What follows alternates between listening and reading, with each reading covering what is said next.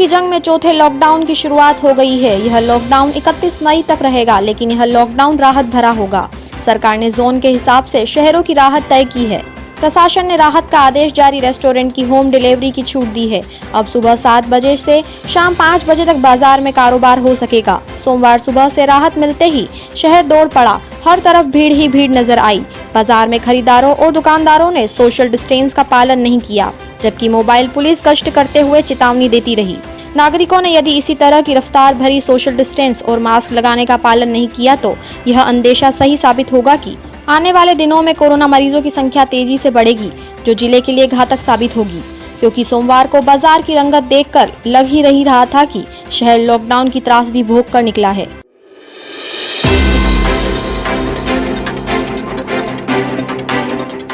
सरकारी स्तर पर चल रही स्वास्थ्य सेवाएं लापरवाही का शिकार ही रहती हैं। मदर चाइल्ड यूनिट MCH की व्यवस्थाएं पटरी पर आने का नाम ही नहीं ले रही हैं।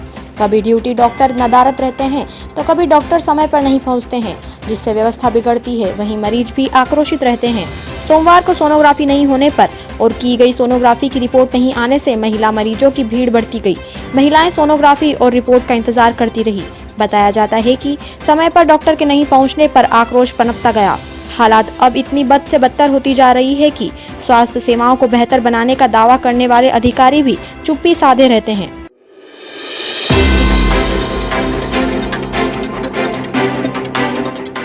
रतलाम जिले की तहसील जावरा के ग्राम पंचायत कोणी में जहां मध्य प्रदेश सरकार गरीब जनता के लिए राशन भेज रही है ताकि जनता लॉकडाउन में कोई भूखा न रहे, वहीं कुछ व्यापारी सूदखोर अपनी जेब भरने के लिए उस जनता से राशन कम दामों पर लेकर अपने गोडाउनों को भरकर व्यापार कर रहे हैं। ऐसी एक सूचना जावरा SDM राहुल धोटे को मिली, जहां उन्होंने गांव में अलग अलग जगहों पर छापामार कार्रवाई करते हुए अधिक मात्रा में चावल जब्त किया एवं घरेलू केरोसिन जब्त किया। नायब तहसीलदार द्वारा बताया गया कि यह चावल गरीब लोगों के लिए है, क्योंकि संपूर्ण देश में लॉकडाउन है। हमें सूचना मिली थी कि दिनेश पोरवाल नामक व्यापारी अपने गोडाउन में अधिक मात्रा में चावल रखकर व्यापार करता है और गांव में कोई भी नागरिक भूखा न रहे, इसलिए आज हमने कड़ी कार्रवाई करते हुए सब माल जब्त किया है और मौके पर अधिकारी द्वारा बताया गया कि कठोरात्मक कार्रवाई करेंगे ताकि आगे से कोई भी ऐसे अपराध न करे। राजस्व विभाग और पुलिस प्रशासन की छापामार कार्रवाई में माल तो जब्त हुआ, लेकिन जहां एक तरफ प्रधानमंत्री लॉकडाउन के चलते जो नियम सिखाते आ रहे हैं, वहीं अगर नियमों की बात की जाए तो फिर नियमों की धज्जियां उड़ती हुई साफ साफ नजर आई। जैसे कि दबिश के दौरान गांव में हुई इकट्ठी भीड़ और फिर नियमों का पालन न करते हुए भीड़ इकट्ठी होती रही, जैसे कि कोई गांव में कठपुतलियों का खेल चल रहा हो। प्रशासन को बताने के बाद भीड़ को तितर बितर किया गया। दबिश के बाद सरकारी कट्टों पर सरकारी सील, उसी मकान में लगे 2 ताले, जिनको खुलवाने में काफी वक्त लगा। गांव के एक नागरिक द्वारा सच बताना चाहा तो उसके साथ भी हाथापाई हो गई, जहां पर पुलिस प्रशासन और राजस्व टीम भी मौजूद थी।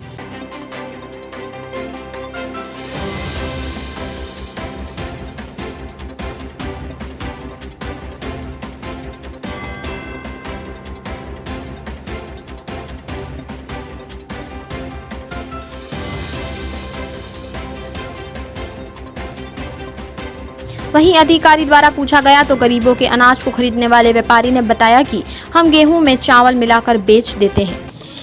ऊनी गांव में हमने दबिश दी है और यहाँ की सूचना मिली थी कि दिनेश पिता लक्ष्मीनारायण पोरवाल जो हैं वहाँ पे उनके यहाँ पे सरकारी राशन का जो चावल है वो इकट्ठा करके रख रखा है उन्होंने।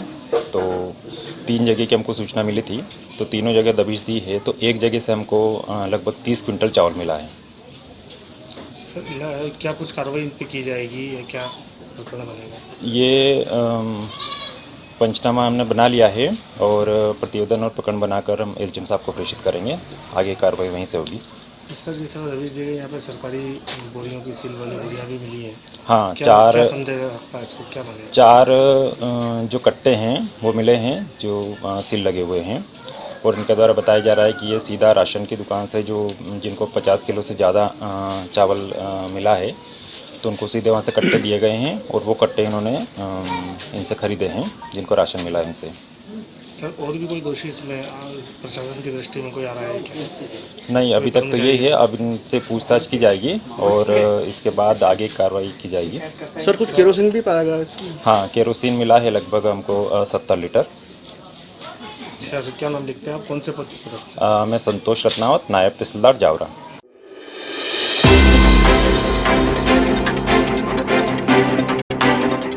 मजहब नहीं सिखाता आपस में बैर रखना, हर धर्म आपसी भाईचारे का संदेश देता है और इसी नसीहत के साथ मुस्लिम मजहबी हर शख्स को जिले के जावरा शहर काजी ने कोरोना बीमारी के काल में आपसी भाईचारे और हर गरीब जरूरतमंद की मदद का पैगाम दिया है।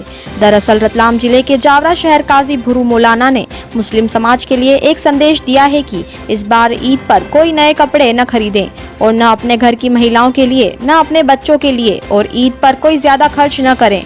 पुराने कपड़ों में भी नमाज अदा हो जाएगी, लेकिन इस कोरोना बीमारी में यदि खुद कम खर्च करें और बचाए हुए पैसों से गरीब व जरूरतमंद की मदद करेंगे तो अल्लाह ताला तुम्हारी मदद फरमाएगा। सबको अपना भाई और भारतीय मानो। इस आफत की घड़ी में इस्लाम सबको मदद करने का हुक्म देता है। मुस्लिम समाज को इस ईद पर खर्च बचाकर घर में रहने का संदेश देने वाले ये हैं जावरा शहर काजी भुरू मौलाना, जिन्होंने कोरोना के इस कहर के बीच ईद पर ज्यादा खर्च से नहीं बल्कि खर्च बचाकर किसी भी मजहब के हर जरूरतमंद की मदद करने का पैगाम दिया है और कहा कि इस्लाम भी इसी ऐसे वक्त में सबकी मदद करने का ही हुक्म देता है। बता दें कि मुस्लिम समाज के लिए रमजान का महीना बहुत ही पवित्र माना जाता है। ईद के लिए तो अगर कपड़े पुराने भी है तो नमाज तो हो जाएगी।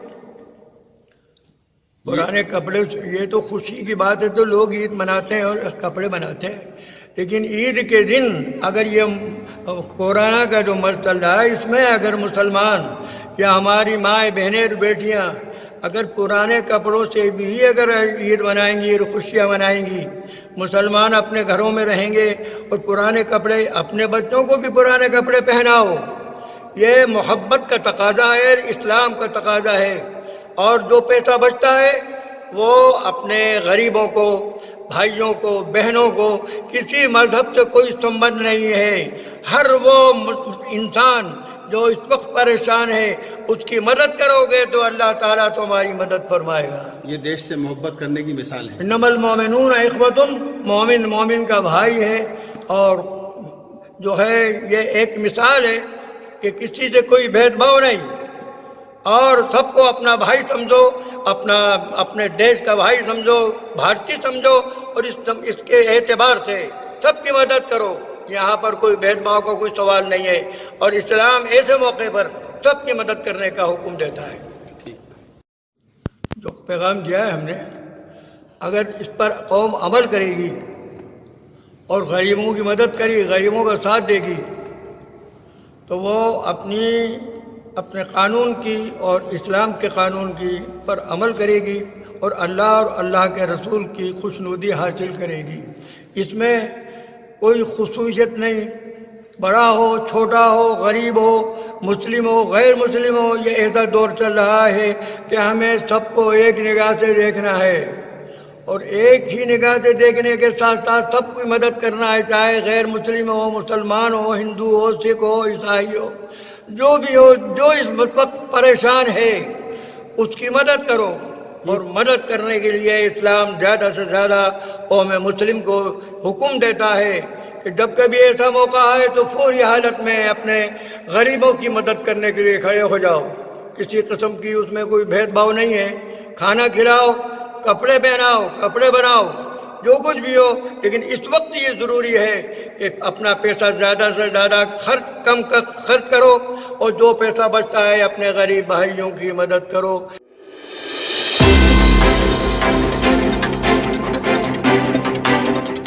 शासकीय मेडिकल कॉलेज रतलाम ने सोमवार की सुबह 42 सैंपलों की जांच रिपोर्ट दी। इस रिपोर्ट में 42 सैंपल ही नेगेटिव आए।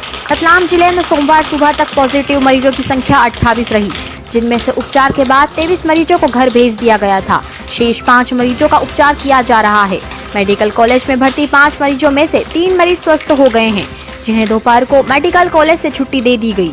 इन मरीजों की छुट्टी के बाद यहाँ भर्ती मरीज सिर्फ 2 ही बचे हैं।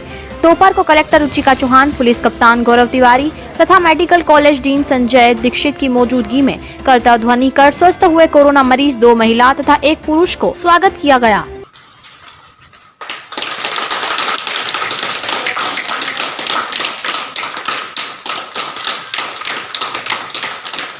इस मौके पर मीडिया से चर्चा करते हुए कलेक्टर रुचिका चौहान ने कहा कि जनता के सहयोग के कारण ही हमारे यहाँ मरीजों की संख्या बढ़ी नहीं है। हम लॉकडाउन 4 में आ गए हैं, अब भी हमें सावधान रहना है। टीम का है और रतलाम के पेशेंट्स का है जो अंदर से स्ट्रांगली इसको फाइट भी कर रहे हैं। आज हमारे 3 पेशेंट्स यहाँ से डिस्चार्ज होकर जा रहे हैं। तो इस प्रकार से अब हमारे जो एक्टिव पेशेंट्स की संख्या है कोविड की वो 2 बची है और हम लोग को उम्मीद है कि जल्दी से जल्दी उनको भी हम अपने उनके घर सुरक्षित भेजेंगे। और सभी लोगों से मैं यही अपील करना चाहती हूँ कि अब हम लॉकडाउन 4 में आ चुके हैं और जैसा कि आप सब जानते हैं कि ये कई दिनों की आपकी मेहनत का फल है जो रतलाम में बहुत ज़्यादा केसेस नहीं हैं। तो इसी डिसिप्लिन को सभी नागरिक बना के रखें। बहुत अति आवश्यक होने पर ही घर से निकलें, क्योंकि अभी भी हमें कई लोग ऐसे मिलते हैं जो सिर्फ बाहर जाना है इसीलिए बाहर आ रहे हैं। तो इस प्रकार की चीज़ों को पूरी तरीके से अवॉइड करें। ये अभी भी हमारे लिए समय बहुत चुनौतीपूर्ण है क्योंकि हमारी सभी नेबरिंग डिस्ट्रिक्ट्स में बहुत ज़्यादा केसेस हैं और ये एकदम अचानक से भी आ रहे हैं। तो हमको बिल्कुल भी चीज़ों को रिलैक्स होकर डील करने की मैं सुझाव किसी को नहीं दूंगी। तो जो फेस मास्क यूज़ करना है, पब्लिक से फिजिकल डिस्टेंसिंग मेंटेन करना है, अपनी पर्सनल हाइजीन का ध्यान रखना है, इसका आप पूरा ध्यान रखें। निश्चित रूप से हम लोग इससे बाहर निकलेंगे। स्वस्थ हुए कोरोना मरीज ने उपचार और व्यवस्था की प्रशंसा करते हुए बताया, सर यहाँ पे व्यवहार सबसे अच्छा रहा सर। बकायदा सब डॉक्टर सब अच्छे से बातचीत करते हैं। सब एक व्यक्ति, एक कर्मचारी, सर चाय देने वाले सब जितने भी आए सर, सबने इतना सम्मान से बात करी। सबने ऐसा नहीं लगने दिया कि हम कुछ गलत है। उन्होंने अपने भाई सरीका हमको रखा। डॉक्टर ने सबने जितना उनसे 100% ड्यूटी सपोर्ट करा। हमको जो चीज़ की जरूरत पड़ी on the time on the spot हमको दी गई और किसी भी तरह की चिंता नहीं हुई हमको। Thank you sir. आपको कैसा लग रहा है सर? बहुत अच्छा लगा, बहुत अच्छी पॉजिटिव माइंड सेट है सर। अभी आप अन्य लोगों को क्या संदेश देना चाहिए सर? अगर सुरक्षित किस्मत ना करे किसी और को हो ये बीमारी खत्म हो जाए जल्द से जल्द। अगर कभी होता है ना कोई डर से, अब मैं आया था तब मैं बहुत डर गया था, मैं उस टाइम पे कांप भी रहा था, बट धीरे धीरे डॉक्टर का समझाइश हुई, मोटिवेशन मिला तो थोड़ा एक एनर्जी आई। वो एनर्जी एक प्राउड मोमेंट लेके आया और हमको बहुत अच्छा फील करा सर। आप दूसरों को क्या संदेश देना चाहिए सर? दूसरों को ये संदेश देंगे कि think positive to be negative. अगर आपको कभी खुदा ना खास्ता ऐसा हो, पर कोई टेंशन ना करो, अच्छा सोचो, अच्छा रहोगे।